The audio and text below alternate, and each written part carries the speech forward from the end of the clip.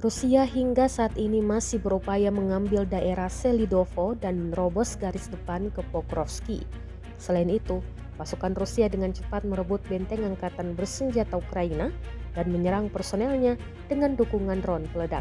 Rekaman detik-detik serangan beredar di Telegram pada Jumat 1 November 2024. Dalam keterangan unggahan disebutkan, serangan drone yang mengenai infanteri dan peralatan tentara Ukraina membantu pasukan Rusia bergerak maju. Rusia mengklaim sebagai hasil dari tindakan aktif dan tegas para pejuang penjaga pusat sukses menduduki posisi penting di ketinggian dominan di pinggiran kota dan lebih lanjut akan membersihkan Selidovo dari angkatan bersenjata Ukraina.